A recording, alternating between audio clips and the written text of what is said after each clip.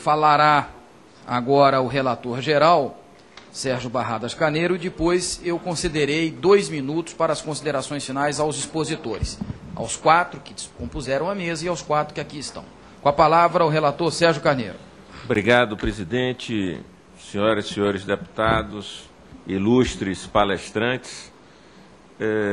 A AJUF, através do Dr. Gabriel Tedesco, Dr. Glaucio, eles já encaminharam as suas sugestões que estão sendo processadas, e é bom esclarecer aos que não sabem, alguns estão vindo aqui pela primeira vez, a nossa comissão tem 4 níveis de assessoramento. A comissão originária, que elaborou o anteprojeto, presidida pelo ministro Luiz Fux, ela continua na ativa e continua sendo objeto de consultas da minha parte, porque o ato da sua constituição, em setembro de 2009, e nós já temos 2 anos aí de caminhada, estabeleceu que essa comissão só será dissolvida quando da sanção do projeto. Então, o primeiro nível de assessoramento, para informação de vossas senhorias, é essa. A segunda foi uma comissão, são subrelatores.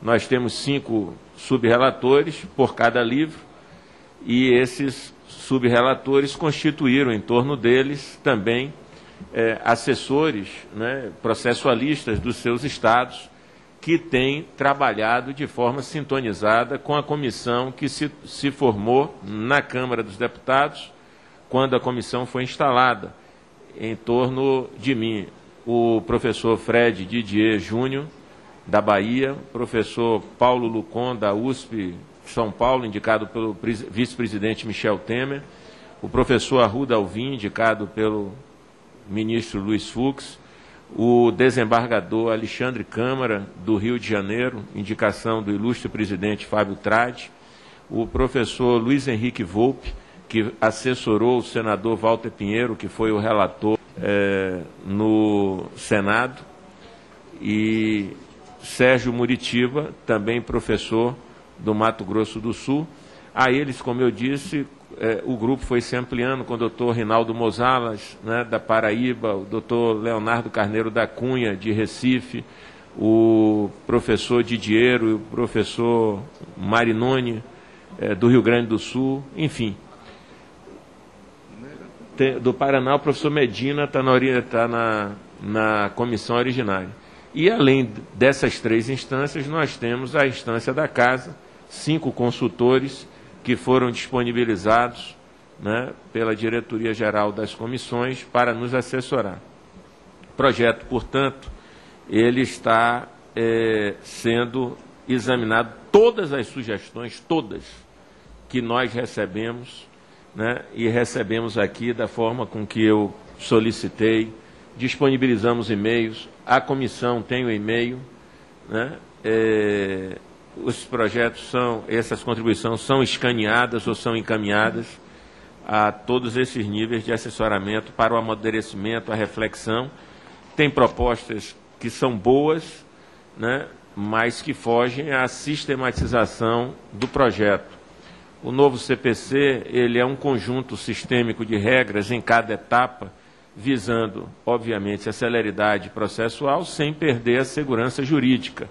Então, às vezes, tem ideias que não se coadunam no sistema como um todo, mas posso assegurar que a maioria das contribuições, obviamente, estão sendo aceitas, porque quem é professor, doutor em Direito Processual Civil, fala a mesma coisa, né? Eles se encontram aí nos congressos, eles praticamente falam a mesma coisa. Então, vem duplicada a contribuição, mas vem, né, às vezes escrito de uma forma diferente, mas a ideia, eles já têm aí esse consenso em anos e anos que eles participam desses congressos processuais. O doutor Alain Titonelli, eu tive com ele, ele está aí ainda, Alain? Olha ele ali. Eu tive com ele no final de semana. Só para os senhores terem ideia, eu já tinha estado no Rio de Janeiro, São Paulo. A quinta-feira retrasada, eu saí daqui e fui para João Pessoa. A reunião lá foi na sexta-feira pela manhã. Terminou 1h da tarde, eu peguei um carro, fui para Recife né, pegar um avião para chegar em casa de noite. No sábado, fui a um casamento em Salvador. No domingo, viajei para o 8º Congresso Nacional de Direito de Família em Belo Horizonte. Participei da abertura domingo à noite, palestrei na segunda de manhã. Segunda à tarde, estive com o professor Bretas, Ronaldo Bretas, no TRT de Minas, em debate com os desembargadores, professores e alunos da PUC Minas. O avião atrasou, doutor Ronaldo, eu cheguei em casa 2 horas da manhã, né, da segunda-feira. A terça foi feriado, quarta eu vim para Brasília, fizemos a última reunião temática da Comissão sobre Recursos. Na quinta-feira eu fui para Natal, a convite dos defensores públicos, né, do Brasil, foi o 10º congresso deles. Falei à noite, na sexta de manhã fui atender ao 10º congresso do Simprofaz. 11º? 11º congresso do Simprofaz, são os procuradores da AGU, da Fazenda Pública. Saí de lá no sábado, cheguei à noite em casa, no domingo viajei para Curitiba, né? Fui para o 21º Congresso Nacional da OAB, e ontem fiquei a manhã toda na mesa, na abertura, e à tarde fiz a palestra sobre o novo CPC, cheguei aqui de noite. Já fizemos aqui, né, o presidente Fábio Tradi já presidiu aqui 5 sessões temáticas, né, sobre o processo de conhecimento, sobre os procedimentos especiais, sobre execução, sobre recursos e sobre a parte geral, né? Não pude ir, infelizmente, mas o presidente patrocinou mais uma audiência pública dessa comissão em Campo Grande, né? O projeto, por determinação do presidente, está disponibilizado na internet. Nós sempre dizemos, é o primeiro código interativo do Brasil, por determinação do deputado Fábio Tradi. Essa ferramenta lhe foi apresentada e ele tomou essa determinação. É mérito e decisão do presidente Fábio Tradi. Ele poderia simplesmente não ter aceito, mas ele aceitou, de forma que qualquer brasileiro ou brasileira, do Iapoque ao Chuí, dos 5.564 municípios do Brasil, podem oferecer comentários ou contribuições modificativas, aditivas ou supressivas, do artigo 1º ao 1007, porque ao lado de cada artigo, parágrafo ou inciso, existe um ícone para que se possa fazer essas alternativas. Qualquer brasileiro pode, não precisaria necessariamente nem vir aqui. Mas aqui estão sendo convidados e estão palestrando diversas autoridades nesse assunto, e nós estamos ouvindo das mais diversas regiões do país. Ou seja, tanto eu quanto o deputado Fábio Tradi estamos indo ao Brasil. O deputado Vicente Arruda está patrocinando no dia 2, em Fortaleza. Ele vai presidir Manaus, coisa boa, porque porque eu não posso ir, Vicente. Eu não posso ir a Manaus e o presidente Fábio. Então, me dá uma boa. Ele está zangado, mas eu só sou um, né? Eu não posso estar em todos os lugares. Eu estou aqui cansado, né? Eu estou cansado, estou motivado, estou feliz de estar servindo ao meu país da melhor forma possível, dentro das minhas possibilidades, mas eu estou cansado, né? O corpo, ele reclama, né? Porque são mudanças de altitude, mudança de clima. Eu fui a Natal, Fortaleza e Salvador, 29 graus, cheguei em Curitiba, 13, né? Então, não é só o clima, muda a altitude, enfim. Então, o Alan é testemunha, nós estivemos lá, fizemos um bom debate com os senadores Humberto Costa e o Ranulf.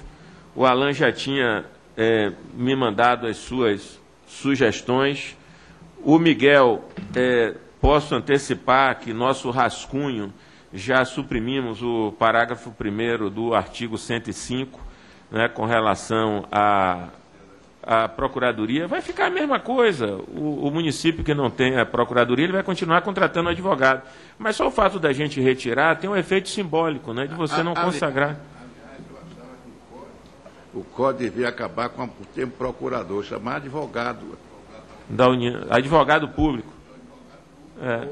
É a questão da terminologia que o professor Ronaldo Bretas se refere, né? Da União, porque os advogados da União não queriam admitiu os procuradores. Os procuradores queriam ser advogados e agora querem se manter como procuradores. Eu achava que deviam ser todos como advogados. Vamos debater isso. O deputado Vicente Arruda é um dos baluartes dessa comissão, uma das vozes é que a gente reverencia, né? O doutor Fábio falou aqui que o projeto do Senado é bom, mas pode ser melhorado, óbvio. É uma obra humana, falou das prerrogativas da administração pública, não são privilégios.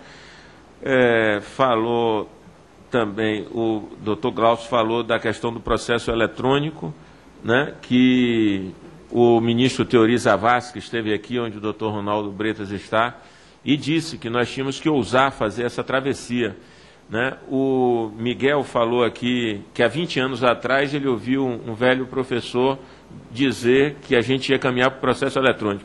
Lá em João Pessoa, o presidente do TRT falou que o TRT de lá, doutora Daniela, todo informatizado. Eu ontem estava na mesa ao lado do ministro César Asfor e já sabia disso. Os ministros do STJ, eles têm uma assinatura eletrônica, concedem habeas corpus por iPhone, né? Eu dei o meu cartão ao ministro César Asfor, ele anotou meu telefone, meu e-mail e tal, e me devolveu o cartão. Eu disse, tome para economizar, porque eu não tenho mais papel em cima da minha mesa. O processo é todo eletrônico. A Justiça Federal aqui, foi dado o testemunho da JUF, todo o processo já é eletrônico. Os tribunais superiores, processo eletrônico. Quer dizer, se a gente fizer um CPC que não considere essa realidade, daqui a 5 anos, ele já nasce defasado, né? Como esse Código Civil, que levou 25 anos aqui, já nasceu defasado. É como o professor Ronaldo Bretas fez menção aqui, o Código de 16, se tivesse aí em vigor, seria desculpado porque teria sido feito em 1916, ninguém ligava, mas esse, como foi em 2000, ele é horroroso, né? Porque ficou aqui, ele foi superado pela Constituição de 88. Doutora Daniela, eu já falei aqui da nossa divergência sobre a desconsideração da personalidade jurídica, mas já pedi, ela ficou de me encaminhar as demais sugestões. Eu queria lhe dizer, doutora Daniela, o que eu estava falando aqui com o pastor Abner. Quando a gente começou essa discussão, ainda tinha gente que perguntava assim, o Brasil precisa de um novo CPC? A essa altura do campeonato, depois de 2 anos de tramitação, acho que o debate não é mais esse, né? Então, eu diria também, a questão da desconsideração da personalidade jurídica, se a gente suprimisse do CPC, ele existe em outros lugares, existe em outras leis. O que o novo CPC está tentando fazer é regulamentá-lo, é melhorar o Instituto. Então, acho que com a sua capacidade, né, com o seu conhecimento técnico, a sua vivência profissional no dia a dia do direito, eu pediria uma reflexão sua no sentido de vencida pela não possibilidade da supressão, que nos colabore com o aperfeiçoamento do Instituto. As suas contribuições, pode ter certeza, serão muito bem-vindas. Doutor Ronaldo Bretas, eu já tinha dito, eu tive o privilégio de ouvi-lo, ele está correto com relação à terminologia, nós vamos tentar melhorar no que for possível, né? A questão do incidente, ele está correto também, né? A Câmara já havia detectado este problema na redação do Senado, que trouxe o incidente de forma preventiva, e é preciso que a instância superior, que vai consagrar a decisão que será aplicada a todos os outros, tenha a possibilidade de examinar visões conflitantes, visões contrárias, para aí sim tomar a melhor decisão.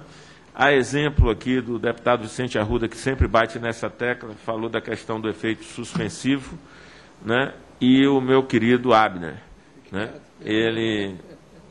Eu já disse a ele que ele tem uma missão, eu tenho outra, né?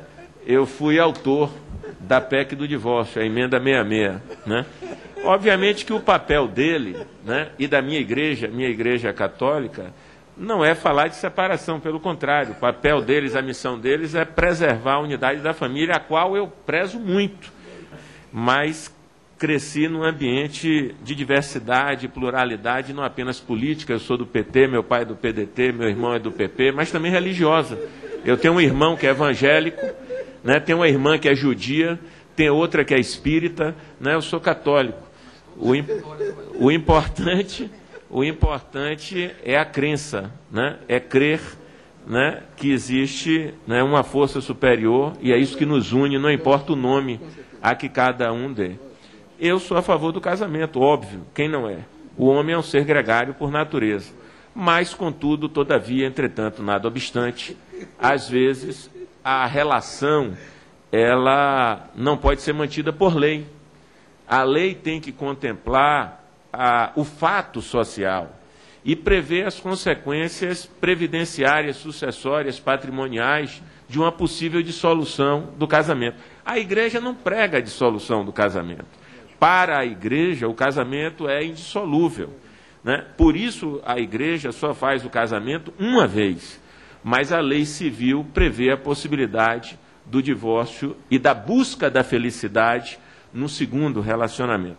Enquanto eu falava, eu mostrava para o Abner aqui uma decisão judicial que saiu no estado de São Paulo, né, publicada no estado de São Paulo, né, de um indivíduo que tinha duas mulheres em cidades diferentes, e uma não sabia da outra, né? Uma não sabia da outra, o sujeito vai vivendo daquela forma. E aí, um belo dia, né,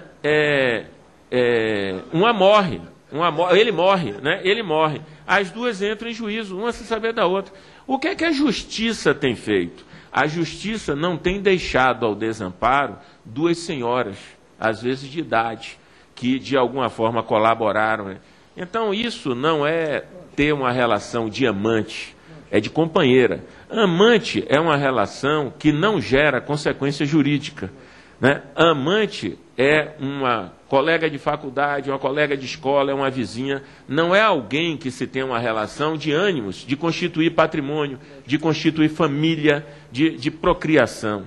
E a imprensa, alguns setores da imprensa, equivocadamente tratam, às vezes, companheiras, fruto de uma união estável, embora em desacordo com a lei, que foi o que eu falei com ele, está em desacordo com a lei, né? Mas tem que olhar a possibilidade da pessoa não morrer, não padecer. Então, eu disse ao Abner, eu aqui sou legislador de um Estado laico, eu tenho as minhas convicções religiosas, as professo privadamente, né, de acordo com as minhas convicções, né? Mas nós aqui somos legisladores. Então, nós temos que fazer uma legislação para todos, inclusive para os que não acreditam em nada, os ateus, né? Eles também são dignos de uma proteção judicial. Então, Abner, vou receber suas observações, aquelas que nós pudermos colher na laicidade do nosso Estado, vamos ouvi-las, né? Suas observações aqui em nada nos atingem, porque elas foram feitas em função do projeto do Senado, né?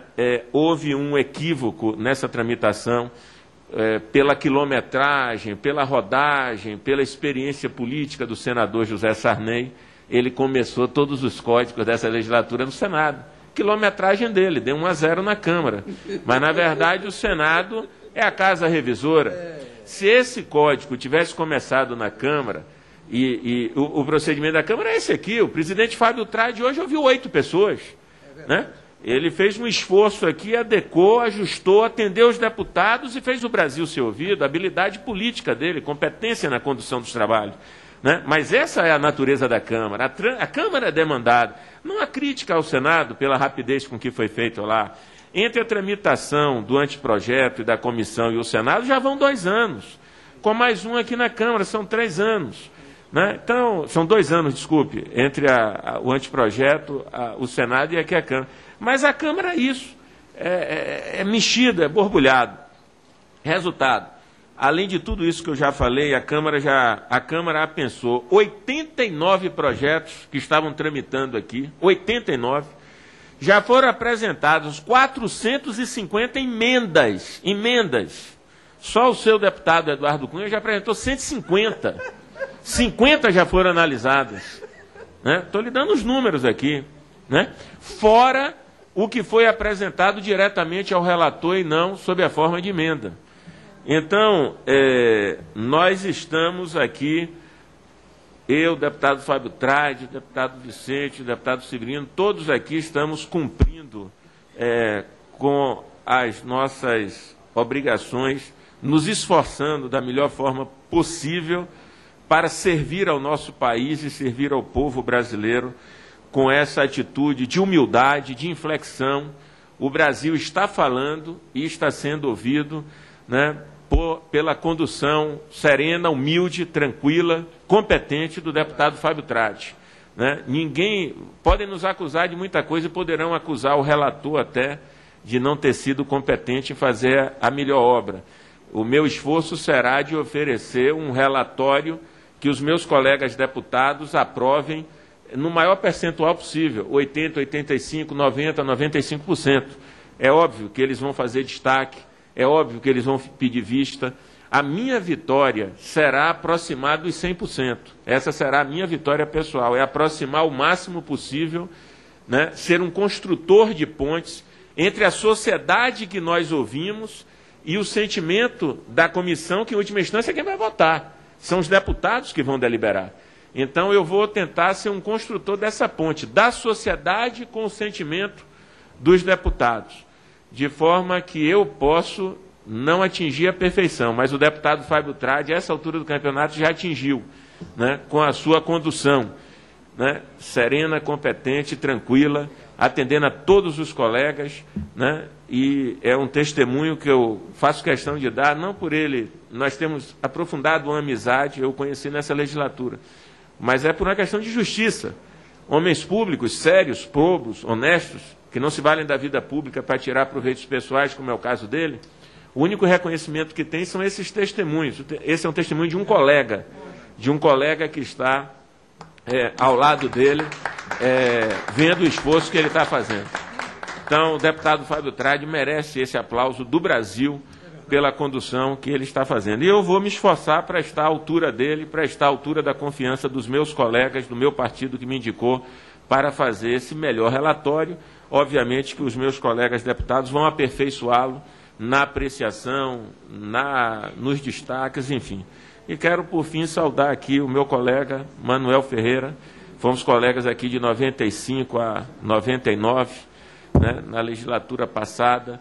É um homem com a sua experiência, que traz a sua vivência, né, do seu pastoreio, né, para trazer aqui também serenidade e tranquilidade a esta casa. Seja sempre bem-vindo, deputado. Né? Essa é uma casa dos atuais e dos ex-deputados. Cada um de nós que por aqui passou, como Vossa Excelência, deixou uma marca no trabalho de ter servido ao país, através dos projetos, das relatorias, dos discursos, mas deixou uma marca, sobretudo, em cada um de nós, porque já dizia Ortega y Gasset, cada pessoa é também aquilo que compartilha com as pessoas com as quais elas vivem. Então, ter convivido com Vossa Excelência foi muito bom para me fazer a pessoa que eu sou hoje. Muito obrigado, deputado Fábio Tradi, muito obrigado a todos os palestrantes por terem contribuído com esse modesto relator, com as suas experiências, com as suas vivências, para que eu possa, junto com essas equipes e com os meus colegas, oferecer ao Brasil o melhor Código de Processo Civil que possa durar pelos próximos 30 anos. O atual tem 37, né? Muitos aqui eram crianças, outros talvez como Alain não tivessem nascido. Então nós estamos vendo nascer um novo Código de Processo Civil. Nós estamos, portanto, fazendo história nesse momento para o povo brasileiro. Senhor presidente, apenas para fazer uma homenagem à mesa, registrar em nome da liderança da oposição nessa casa a minha admiração pelos trabalhos, tenho acompanhado, pelos trabalhos do deputado Fábio Tradi, pelo trabalho de Vossa Excelência, e não poderia deixar de saudar os meus conterrâneos, ilustres professores que nos dão a honra de suas presenças aqui nesta tarde. Quero homenagear, portanto, o professor Ronaldo Bretas, que veio a esta casa por meio de um requerimento que agradeço a Vossa Excelência, foi aprovado, de minha iniciativa, e a ilustre professora doutora Daniela Muradas Reis. E quero dizer a Vossas Excelências que nós, posso dizer em nome de todos os parlamentares que têm formação jurídica, nós temos absoluta confiança e certeza de que aqui nós vamos fazer um grande, belíssimo trabalho presidido e relatado por Vossas Excelências. Muito obrigado.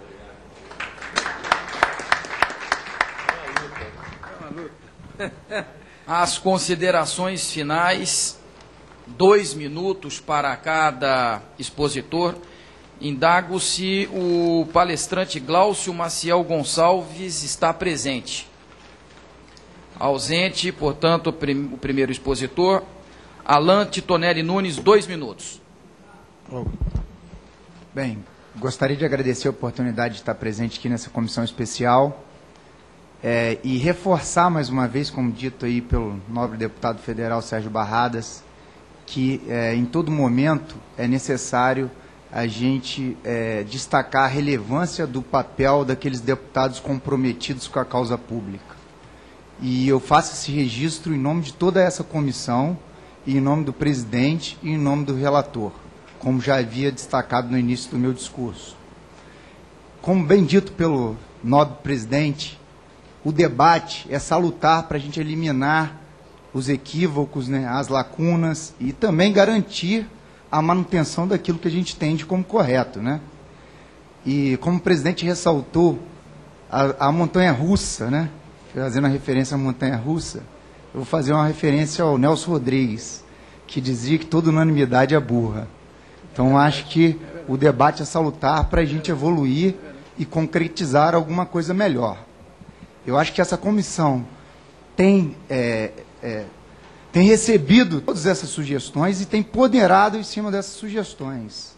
E aí eu vou concluir em cima de Raul Seixas, que eu entendo que cabe perfeitamente as lições dos excelentíssimos deputados, que prefiro ser uma metamorfose ambulante do que ter aquela velha opinião formada sobre tudo. As minhas sugestões eu já encaminhei ao nobre deputado relator, Sérgio Barradas, mas assim que tiver outras encaminharei, porque eu sei da sua disponibilidade e do seu comprometimento com a causa pública. Muito obrigado.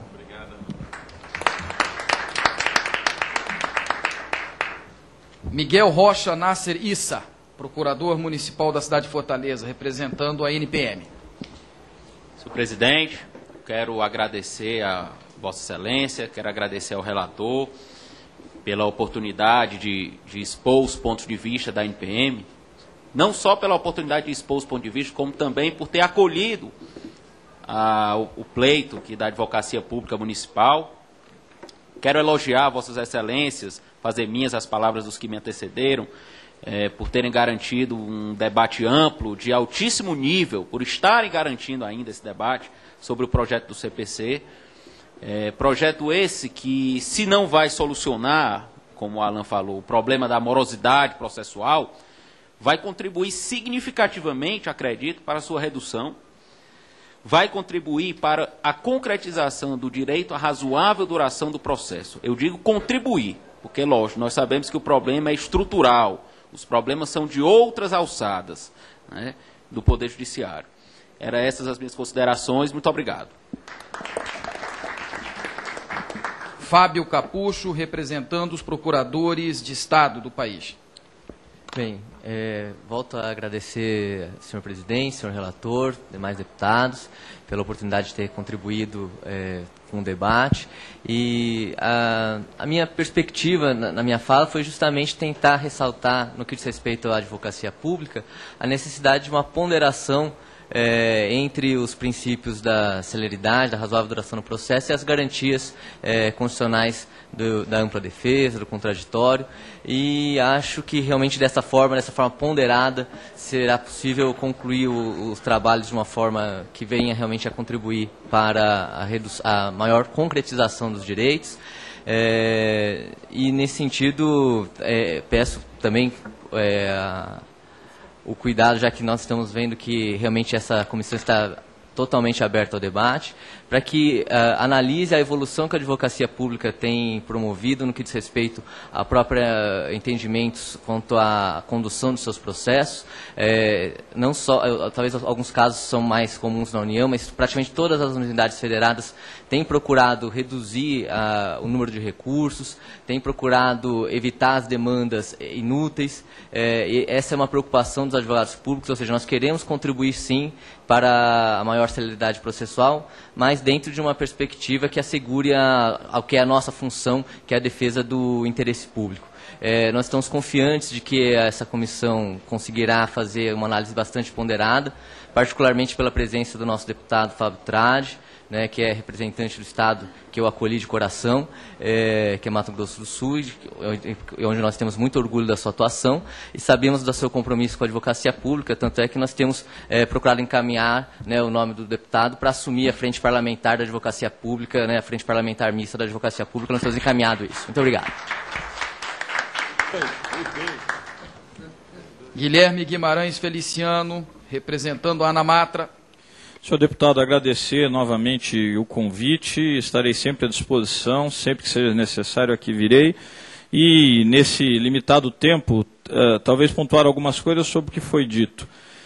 O mais relevante de tudo, fazendo talvez um contraponto ao que disse o doutor Abner.